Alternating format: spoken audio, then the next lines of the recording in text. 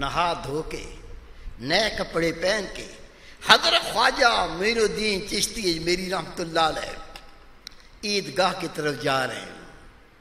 रास्ते में देखा आपका हम उम्र नौजवान, आंखों से नाबीना, कपड़े फटे हुए, लोग सामने से तकबीर पढ़ते हुए गुजर रहे हैं। अल्लाह अकबर, अल्लाह अकबर, ला इलाहा इल्लल्लाह, अल्लाह अकबर, अल्लाह अकबर, लिल्लाहिल हम्द। और वो नाबीना हसरत के साथ वहां खड़ा हुआ तकबीर सुन रहा है। आपसे रहा ना गया, उस नाबीना का हाथ थामा, घर ले गए।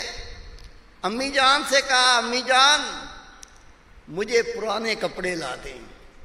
अपने नए कपड़े उतारे, उसे गुस्ल दिलवाया, अपने नए कपड़े उन्हें पहनाए, अब पुराने कपड़े खुद पहनकर उसका हाथ थाम कर ईदगाह में नमाज पढ़ाने के लिए ले गए।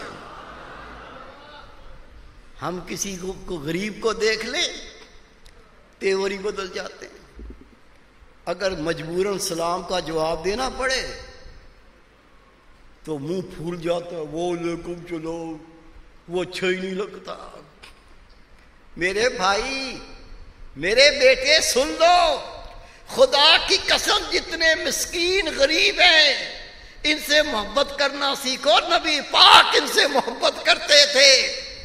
इस सुन्नत को अदा करो।